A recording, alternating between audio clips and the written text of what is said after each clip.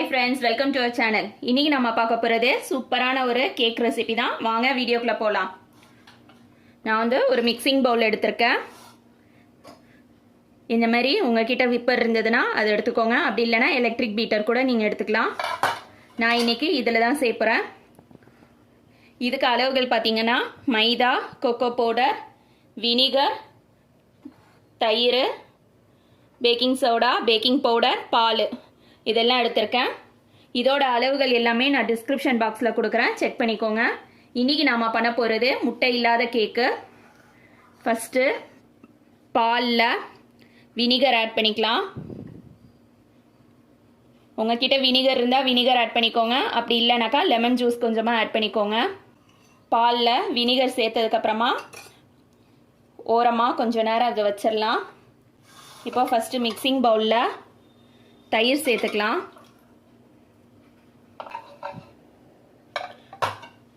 தயிர் கூடவே எண்ணெய் சேர்த்துக்கலாம். நீங்கள் எண்ணெய்க்கு பதிலாக வெண்ணெய் கூட சேர்த்துக்கலாம். தயிரும் எண்ணெயும் மிக்ஸ் ஆகிறதுக்கு நம்ம சீனி சேர்த்துக்கலாம். சீனி சேர்க்கும்போது கொஞ்சம் கொஞ்சமாக சேர்த்துக்கலாம். நம்ம ரெடி பண்ணி வச்சிருக்கிற எண்ணெய், சீனி, தயிர் இதில் நம்ம கொஞ்சமாக பால் சேர்த்துக்கலாம். பால் பார்த்தீங்கன்னா நம்ம வினிகர் சேர்த்தது. ஃபுல்லாக உடனே சேர்க்கக்கூடாது, கொஞ்சமாக தான் சேர்க்கணும்.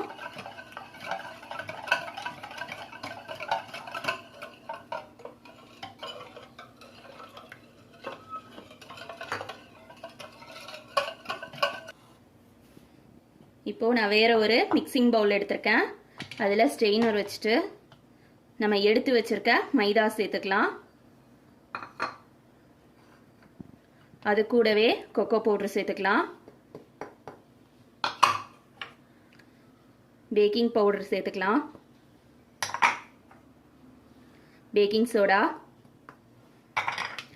எல்லாத்தையும் சலிச்சுக்கலாம். நம்ம சலிச்சதை நல்லா மிக்ஸ் பண்ணி விட்டுக்கலாம்.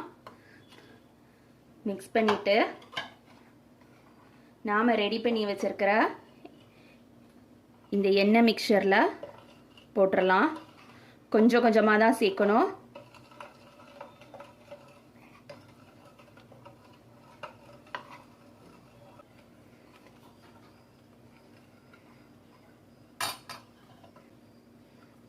நம்ம எடுத்து வச்சிருக்க பால் கொஞ்சமாக சேர்க்கணும்.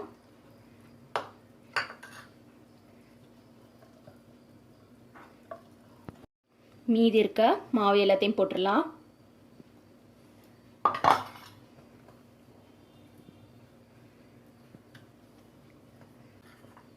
அதேமாரி எடுத்து வச்சிருக்க பால் எல்லாத்தையும் சேர்த்துடலாம்.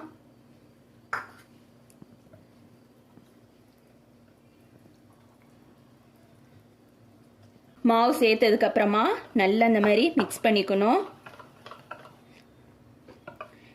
இதுதான் கன்சிஸ்டன்சி. இப்போ இதை நம்ம கேக் மோல்டில் மாற்றிக்கலாம். நான் இன்னைக்கு வந்து ஹார்ட் ஷேப்பில் உள்ள மோல்டு எடுத்திருக்கேன். இதில் கொஞ்சமாக எண்ணெய் அப்ளை பண்ணிவிட்டு மைதா வந்து டஸ்ட் பண்ணியிருக்கேன். இதில் ஊற்றிக்கலாம்.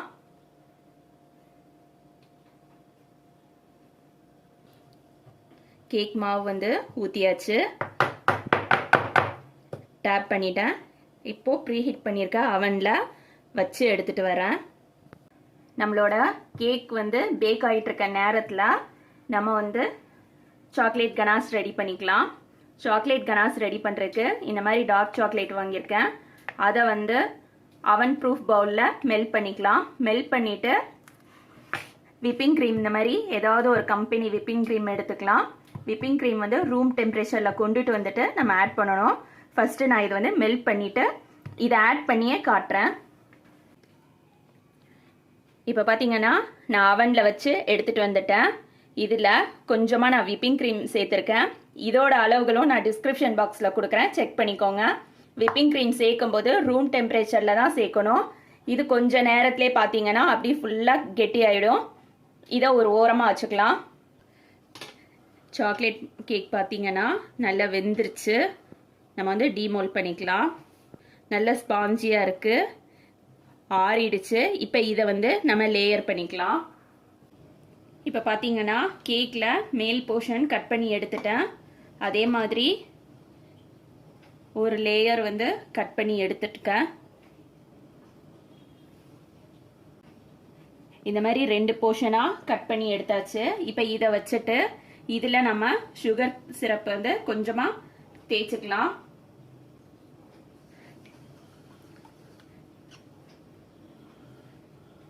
நார்மல் சுகர்ல கொஞ்சமா தண்ணி போட்டு நல்லா இந்த மாதிரி கலக்கிட்டா நமக்கு சுகர் சிரப் ரெடி ஆயிடும். இதை வந்து ஆறி இருக்கிற கேக் மேல இந்த மாதிரி ஃபுல்லா தடவணும். விப்பிங் கிரீமை சில்லுன்னு இருக்கும்போது லிக்விடா இருக்கும்போதே நம்ம ஒரு மிக்சிங் பவுல்ல போட்டுட்டு நல்லா பீட் பண்ணணும். பீட் பண்ணோம்னா இந்த அளவுக்கு வந்துடும் ஸ்டிஃப் பீக்கு. நம்ம ரெடி பண்ணி வச்சிருக்க சாக்லேட் கனாஷ்லேருந்து கொஞ்சமா சேர்த்துக்கலாம்.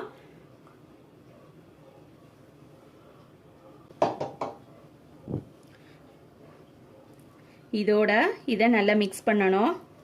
மிக்ஸ் பண்ணிட்டு நான் காட்டுறேன். இப்போ பார்த்தீங்கன்னா நம்ம சாக்லேட் கனாஷ் சேர்த்ததுக்கப்புறம் விப்பிங் க்ரீமு இந்த மாதிரி தான் இருக்கும். இது பேர் ஃப்ராஸ்டிங். இதை எடுத்து நம்ம கேக் மேலே தேய்ச்சிக்கலாம்.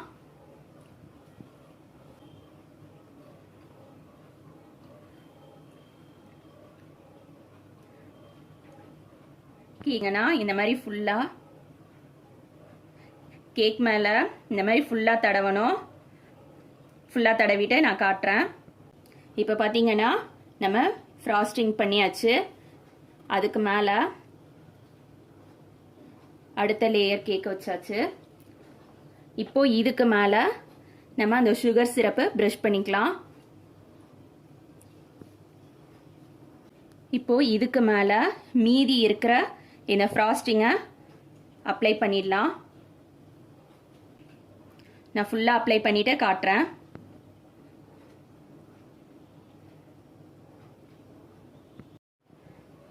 இப்போ பார்த்தீங்கன்னா நம்ம ஃப்ராஸ்டிங் வந்து மேலே பண்ணியாச்சு.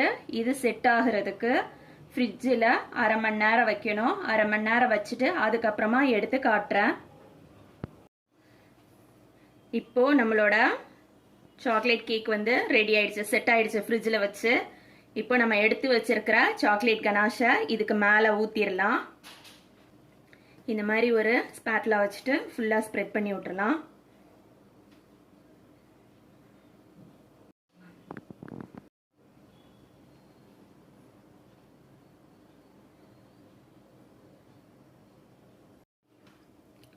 சாக்லேட் கனாஷ் ஊற்றினதுக்கப்புறம் இந்த மாதிரி இருக்கும். இதுக்கு மேலே நம்ம இஷ்டத்துக்கு ஏதாவது ஒன்று டெக்கரேட் பண்ணிக்கலாம். நான் இன்னைக்கு இந்த மாதிரி சுகர் பால்ஸ் எடுத்திருக்கேன் 2 சைஸில். இது ரெண்டையும் அப்படி மேலே போட்டுட்டு ஃப்ரிட்ஜில் செட் பண்ண போகிறேன். ஃபஸ்ட்டு வந்து இதை போட்டுக்கலாம்.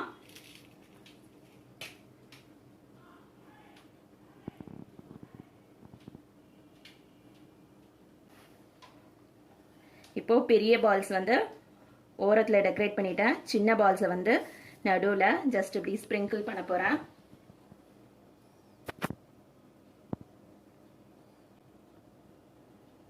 இதை ஃப்ரிட்ஜில் 2 மணி நேரம் நம்ம செட் பண்ணலாம். செட் பண்ணிவிட்டு அதுக்கப்புறம் எடுத்து நான் காட்டுறேன். இப்போ நம்மளோட கேக் வந்து ரெடி ஆயிடுச்சு. பாருங்க, ஃபுல்லாகவே காட்டுறேன். இப்போ இதை கட் பண்ணலாம்.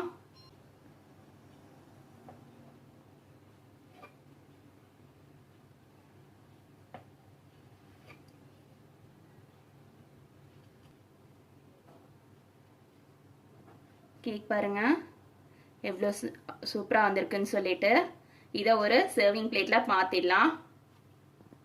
இப்போ பாருங்க பிளேட்டில் வச்சாச்சு. கட் பண்ணி காட்டுறேன் எந்த அளவுக்கு சாஃப்டாக இருக்குன்னு சொல்லிட்டு.